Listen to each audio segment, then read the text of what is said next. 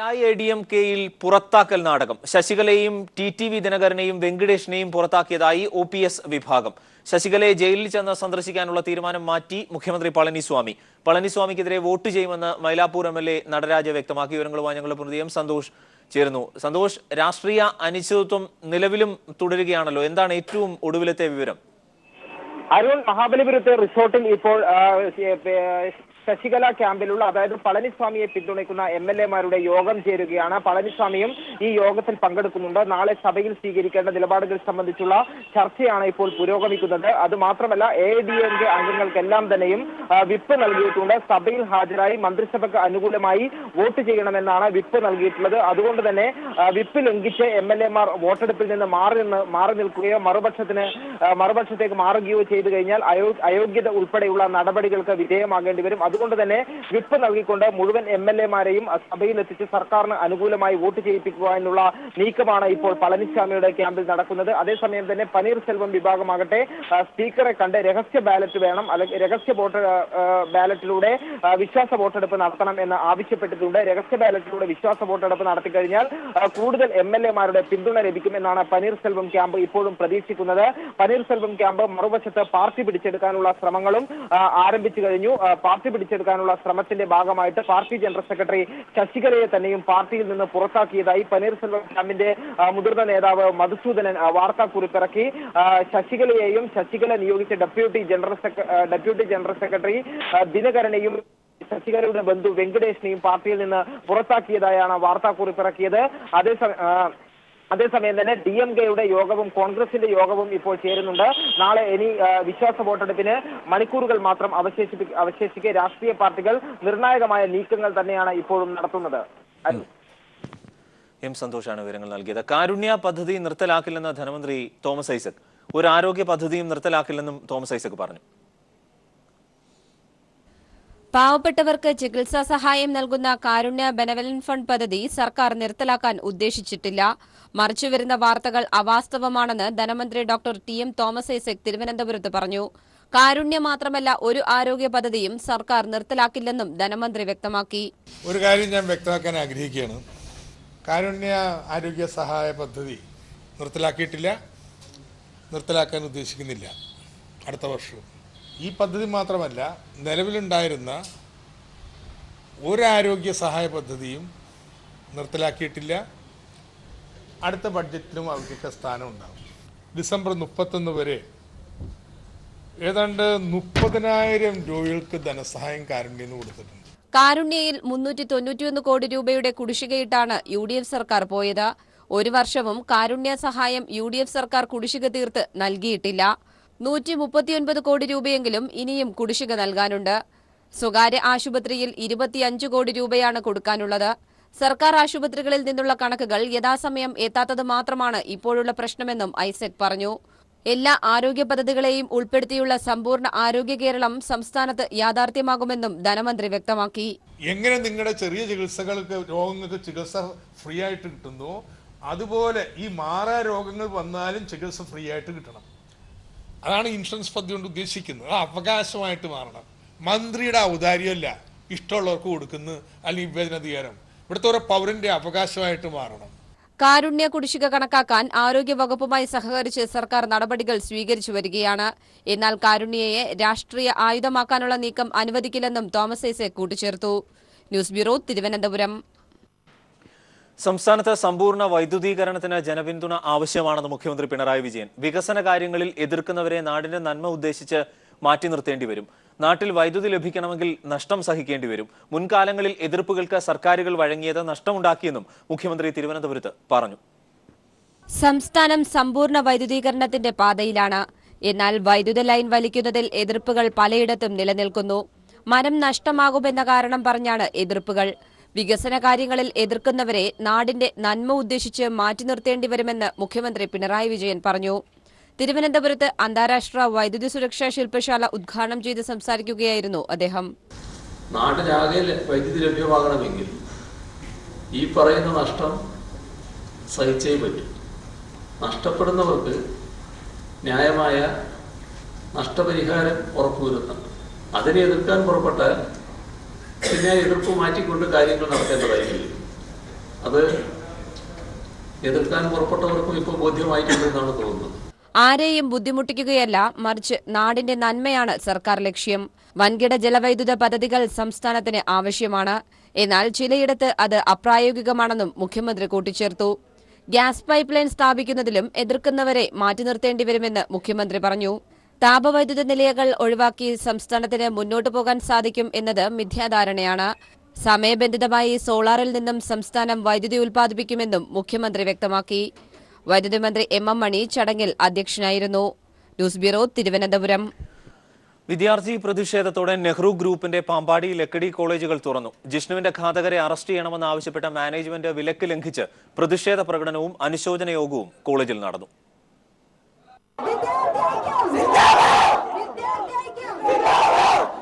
പാമ്പാടി നെഹ്റു കോളേജിൽ വിദ്യാർത്ഥി പ്രതിഷേധത്തോടെയാണ് ക്ലാസുകൾ ആരംഭിച്ചത്. കോളേജിലെത്തിയ മുഴുവൻ കുട്ടികളും മാനേജ്മെന്റ് വിലക്ക് ലംഘിച്ച് കറുത്ത ബാഡ്ജ് ധരിച്ച് പ്രകടനത്തിൽ അണിചേർന്നു. തുടർന്ന് ജിഷ്ണുവിനായുള്ള അനുശോചന യോഗം. ജിഷ്ണുവിന്റെ മരണശേഷം മുഖംമൂടി ധരിച്ച് മാധ്യമങ്ങൾക്ക് മുന്നിലെത്തിയ കുട്ടികൾ മാനേജ്മെന്റിനെതിരെ പൊട്ടിത്തെറിച്ചു. ആ അമ്മയുടെ കണ്ണുനീർ ഇനിയും നമ്മൾ കണ്ടിട്ടില്ലെങ്കിൽ എന്തിനാണ് ജീവിക്കുന്നത്? അധ്യാപകൻ എന്ന് പറഞ്ഞ അന്ധകാരത്തിൽ നിന്ന് വെളിച്ചത്തിലേക്ക് നയിക്കുന്നതെന്ന അർത്ഥം. ഇവിടുത്തെ അധ്യാപകർ എങ്ങനെയാണോ? ബന്ധന കാഞ്ചനക്കൂട്ടിലാണെങ്കിലും ബന്ധനം തന്നെ താരിൽ. എന്തൊക്കെ സൗകര്യം ഉണ്ടായാലും ശരി, ഫ്രീഡം ഇല്ലാത്ത അല്ലെങ്കിൽ ഈ പറയുന്ന പോലെ അടച്ചിട്ട് ചെയ്യുന്നതെന്ന് പറഞ്ഞിട്ടുണ്ടെങ്കിൽ അതിന്റെ വിഷമം, അതിന്റെ ദുഃഖം, അത് ദുഃഖം തന്നെയാണ്. കോളേജിലെ 4ാം വർഷ വിദ്യാർത്ഥി അഖില പെൺകുട്ടികളുടെ പിന്തുണ തേടിയപ്പോൾ കണ്ട കാഴ്ച ഇതായിരുന്നു.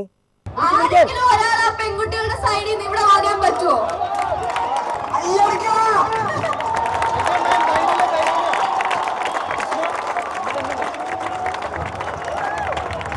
നെഹ്റു കോളേജിന്റെ ചരിത്രത്തിൽ ആദ്യമായി വിദ്യാർത്ഥി യൂണിയൻ പ്രഖ്യാപനത്തിനും ബാസ്കറ്റ്ബോൾ കോർട്ട് സാക്ഷ്യം വഹിച്ചു. കേസ് നടത്തിപ്പിനായി സ്പെഷ്യൽ പ്രോസിക്യൂട്ടറായി CP ഉദയഭാനുവിനെ വെക്കണമെന്ന നിർദ്ദേശം കുടുംബാംഗങ്ങൾ സർക്കാരിന് മുന്നിൽ വെച്ചിട്ടുണ്ട്. സഹപാഠിയുടെ വിയോഗം മറച്ചുവെക്കാതെ സ്വാതന്ത്ര്യ പ്രഖ്യാപനം നടത്തുകയായിരുന്നു പാമ്പാടി നെഹ്റു കോളേജിലെ വിദ്യാർത്ഥികൾ. ക്യാമറാമാൻ മഹേഷ് പാലക്കാടിനൊപ്പം AK ലതീഷ്. പാമ്പാടി നെഹ്റു കോളേജിലെ CCTV ദൃശ്യങ്ങൾ വീണ്ടെടുക്കാൻ പോലീസ് ശ്രമം ആരംഭിച്ചു. ജിഷ്ണുവിന്റെ മരണം നടന്ന ജനുവരി 6-ാം തീയതിയിലെ ദൃശ്യങ്ങൾക്കായാണ് അന്വേഷണം.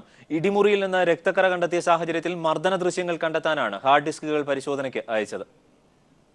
ജിഷ്ണുവിന്റെ മരണം നടന്ന ജനുവരി 6-നും അതിനു മുമ്പുമുള്ള നെഹ്റു കോളേജിലെ CCTV ദൃശ്യങ്ങൾ നശിപ്പിക്കപ്പെട്ടതായി പരിശോധനയിൽ കണ്ടെത്തിയിരുന്നു. ഇവ വീണ്ടെടുക്കാനാണ് പോലീസ് ശ്രമം. കോപ്പിയടിച്ചെന്ന ആരോപണത്തിന്റെ പേരിൽ ശകാരിച്ച ഇൻവിജിലേറ്റർ CP പ്രവീൺ ജിഷ്ണുവിനെ പ്രിൻസിപ്പലിന്റെ മുറിയിലേക്ക് കൂട്ടിക്കൊണ്ടുപോയതായി മൊഴി ലഭിച്ചിരുന്നു. പിന്നീട് ജിഷ്ണുവിന് മർദ്ദനം ഏറ്റതായി അന്വേഷണത്തിൽ കണ്ടെത്തി. വൈസ് പ്രിൻസിപ്പൽ NK ശക്തിവേലും 2 അധ്യാപകരും ചേർന്നാണ് മർദ്ദനം നടത്തിയതെന്ന് കോടതിയിൽ സമർപ്പിച്ച റിപ്പോർട്ടിൽ പോലീസ് വ്യക്തമാക്കിയിരുന്നു. മർദ്ദന ദൃശ്യങ്ങൾ കണ്ടെത്താനാണ് CCTV ഹാർഡ് ഡിസ്കുകൾ അന്വേഷണ സംഘം പരിശോധനയ്ക്ക് അയച്ചത്. ഇടിമുറിയിൽ നിന്ന് ലഭിച്ച രക്തക്കറകൾ ജിഷ്ണുവിന്റേതാണെന്ന പരിശോധനയിൽ തെളിഞ്ഞാൽ മർദ്ദനം ശാസ്ത്രീയമായി തെളിയിക്കാനാകും. ഇത് ജിഷ്ണുവിന്റേതല്ല എന്ന് കണ്ടെത്തിയാലും കോളേജിനെതിരെയുള്ള ആരോപണങ്ങൾ ശരിവയ്ക്കുന്ന തരത്തിൽ ഇത് നിർണായക തെളിവാകും. News bureau, Thrissur. വിദ്യാർത്ഥിനികളോട് മോശമായി പെരുമാറിയ പ്രിൻസിപ്പൽ രാജിവെക്കണമെന്നാവശ്യപ്പെട്ട് തൃശൂർ പെരുവല്ലൂർ മദർ കോളേജിൽ നടത്തിവന്ന സമരം അവസാനിപ്പിച്ചു. പ്രിൻസിപ്പൽ അബ്ദുൾ സലീമിനെ മാറ്റിയതിനെ തുടർന്നാണ് സമരം അവസാനിച്ചത്. വൈസ് പ്രിൻസിപ്പൽ മിനി CV-ക്ക് പകരം ചുമതല നൽകി. SFI അടക്കമുള്ള വിദ്യാർത്ഥി സംഘടനകളായിരുന്നു പ്രിൻസിപ്പലിനെ മാറ്റണം എന്നാവശ്യപ്പെട്ട് സമരം നടത്തിയത്. വിദ്യാർത്ഥിനികളോട് പ്രിൻസിപ്പൽ മോശമായി പെരുമാറിയെന്നാരോപിച്ചാണ് പെരുവല്ലൂർ മദർ കോളേജിൽ പ്രതിഷേധം ശക്തമാകുന്നത്. മൊബൈൽ ഫോൺ ഉപയോഗിച്ചെന്ന് ആരോപിച്ച വിദ്യാർത്ഥിനിയോട് 5000 രൂപ ഫൈൻ ഈടാക്കാൻ തീരുമാനിച്ചതാണ് സംഭവത്തിന്റെ തുടക്കം. എതിർപ്പുകളെ തുടർന്ന് PTA ഇടപെടലോടെ ഫൈൻ 1000 കുറച്ചെങ്കിലും പ്രതിഷേധം തുടർന്നു. ഇതിനിടെ മൊബൈൽ കൈവശം വെച്ച കുട്ടിയെയും സുഹൃത്തുക്കളെയും പ്രിൻസിപ്പൽ അബ്ദുൾ സലീം മുറിയിൽ വിളിച്ചു വരുത്തി മോശമായി പെരുമാറിയെന്ന ആരോപണമുയർന്നു. ഒന്നാമത് ഞങ്ങൾ യൂസ് ചെയ്യുന്ന സോപ്പ് ഏതാണ്? ഞങ്ങൾ എന്തിനാണ് അവിടെ ഗ്ലൗസ് യൂസ് ചെയ്യുന്നത്, ബ്ലേഡ് യൂസ് ചെയ്യുന്നത്, ക്യാൻഡിൽ യൂസ് ചെയ്യുന്നത്, മിക്സ്ചർ യൂസ് ചെയ്യുന്നത്? കഴിക്കുന്ന മിക്സ്ചർ പോലും കട്ടിലനങ്ങുന്ന ശബ്ദം കേൾക്കുന്നു. രാത്രി സമയങ്ങളിൽ എന്തിനാണ് ബാത്റൂമിൽ ലൈറ്റ് കാണുന്നത്? അങ്ങനെയുള്ള പല ചോദ്യങ്ങളാണ് ചോദിച്ചത്. പെൺകുട്ടികളുടെ ശുചിമുറിക്കരികിൽ പോലും CCTV ക്യാമറകൾ സ്ഥാപിച്ചിട്ടുണ്ടെന്നും 400 കുട്ടികൾ മാത്രം പഠിക്കുന്ന കോളേജിൽ 100-ലധികം ക്യാമറകളാണ് ഉള്ളതെന്നും വിദ്യാർത്ഥികൾ പറഞ്ഞു. ഇപ്പോഴുണ്ടായ പ്രതിഷേധത്തിന് കാരണം മൊബൈൽ ഫോൺ ഉപയോഗത്തിൽ നിയന്ത്രണം ഏർപ്പെടുത്തിയത് മാത്രമാണെന്ന് വൈസ് പ്രിൻസിപ്പൽ പറഞ്ഞു. ഒറ്റയ്ക്ക് ഒരു വിദ്യാർത്ഥിനെ, ആൺകുട്ടിയാവട്ടെ പെൺകുട്ടിയാവട്ടെ, പ്രിൻസിപ്പാൾ ഒറ്റയ്ക്ക് വിളിച്ച് സംസാരിച്ചിട്ടില്ല. അത് ഞങ്ങൾക്ക് വ്യക്തമായിട്ട് അറിവുള്ളതാണ്. പ്രിൻസിപ്പലിനെ പുറത്താക്കും വരെ സമരം തുടരാനാണ് വിദ്യാർത്ഥികളുടെ തീരുമാനം. News bureau, Thrissur. SFIയെ കരിവാരിത്തേക്കാൻ നടക്കുന്ന ചിലർ ഇടതുപക്ഷത്തു നിന്ന് വലതുപക്ഷത്തിന് സേവനം ചെയ്യുകയാണെന്ന് CPIM കേന്ദ്ര കമ്മിറ്റി അംഗം EP ജയരാജൻ. വർഗീയ ഫാസിസ്റ്റ് ശക്തികളോടൊപ്പവും LDF വിരുദ്ധരോടൊപ്പവും തോൾചേർന്ന് നടത്തുന്ന പ്രവർത്തനങ്ങൾ ഇത്തരക്കാർ അവസാനിപ്പിക്കണമെന്നും അദ്ദേഹം ഫേസ്ബുക്ക് പോസ്റ്റിൽ ആവശ്യപ്പെട്ടു. വാക്കുകൊണ്ടും പ്രവൃത്തി കൊണ്ടും പ്രകോപനം സൃഷ്ടിക്കുന്നതിനെ പ്രോത്സാഹിപ്പിക്കുകയും വലതുപക്ഷ ശക്തികൾക്ക് സഹായം നൽകുകയും ചെയ്യുന്നത് ഇരിക്കുന്ന കൊമ്പ് മുറിക്കലാണെന്നും EP ജയരാജൻ ചൂണ്ടിക്കാട്ടി. SFIയുടെയും DYFIയുടെയും വർദ്ധിച്ച പിന്തുണയിലും വളർച്ചയിലും അസൂയ പൂണ്ടവരുടെ ആക്രോശങ്ങളും അപവാദ പ്രചരണവും കേരളീയ സമൂഹത്തെ മലീമസമാക്കുകയാണെന്ന് EP ജയരാജൻ ചൂണ്ടിക്കാട്ടി. തോളിലിരുന്ന് ചെവി തിന്നുന്ന മാനസികാവസ്ഥ രാഷ്ട്രീയ പ്രസ്ഥാനങ്ങളെ ബാധിക്കരുത്. ഇടതുപക്ഷത്ത് നിൽക്കുകയും വലതുപക്ഷത്തിന് സേവനം ചെയ്യുകയുമാണ് SFIയെ കരിവാരിത്തേക്കാൻ നടക്കുന്ന ചിലർ. വിദ്യാർത്ഥി സമൂഹത്തിന്റെ ജീവൽ പ്രശ്നങ്ങളെ മുൻനിർത്തി തീഷ്ണമായ സമരങ്ങൾ ഏറ്റെടുത്ത് വളർന്നു വന്ന SFI കേരളത്തിലെ വിദ്യാർത്ഥി സമൂഹം നെഞ്ചേറ്റി വളർത്തുന്ന വിദ്യാർത്ഥി പ്രസ്ഥാനമായതുകൊണ്ടാണ് എല്ലാ സർവകലാശാലകളിലും ഭൂരിപക്ഷം വിദ്യാഭ്യാസ സ്ഥാപനങ്ങളിലും അതിന്റെ വിജയപതാക പാറുന്നത്. വർഗീയ ഫാസിസ്റ്റുകൾക്കെതിരെ ശക്തമായി പോരാടുന്ന DYFIയും SFIയും വർഗീയ വൈതാളികർക്കും ഫാസിസ്റ്റുകൾക്കും അലോസരമാണ്.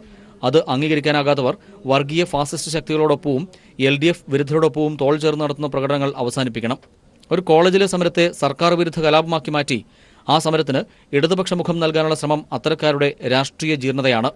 കേരള ലോ അക്കാദമിക്ക് ഭൂമി നൽകിയത് ആരാണെന്നത് രഹസ്യമല്ല.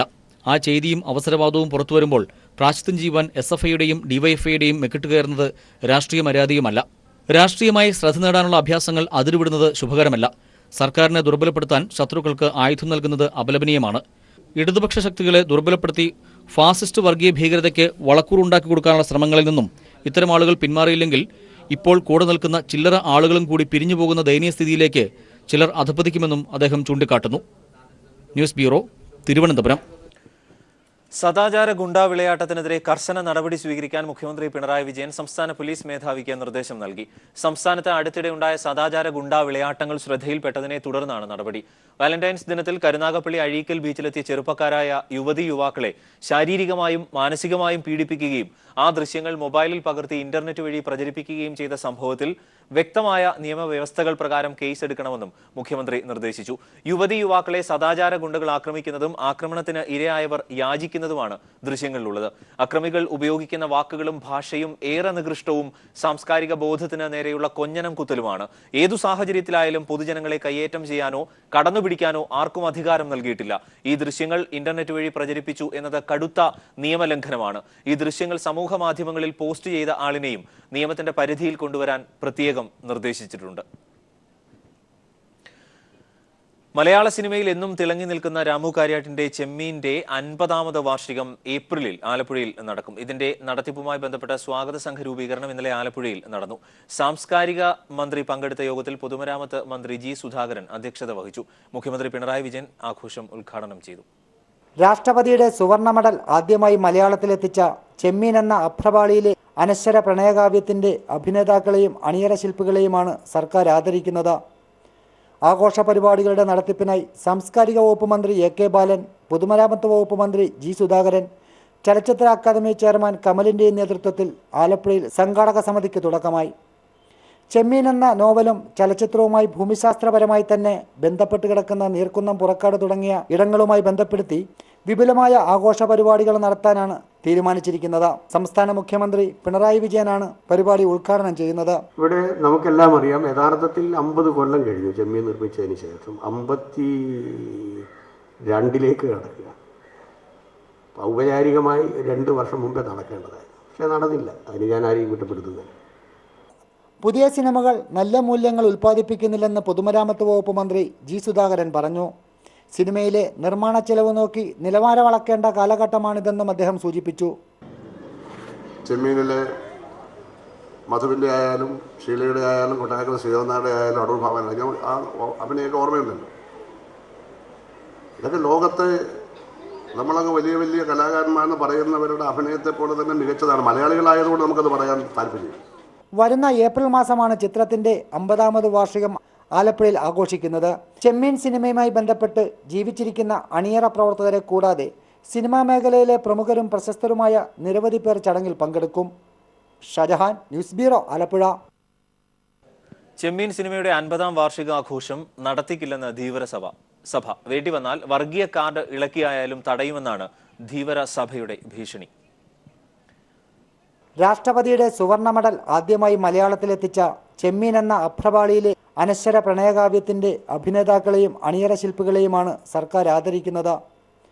ആഘോഷ പരിപാടികളുടെ നടത്തിപ്പിനായി സാംസ്കാരിക വകുപ്പ് മന്ത്രി AK ബാലൻ, പൊതുമരാമത്ത് വകുപ്പ് മന്ത്രി G സുധാകരൻ, ചലച്ചിത്ര അക്കാദമി.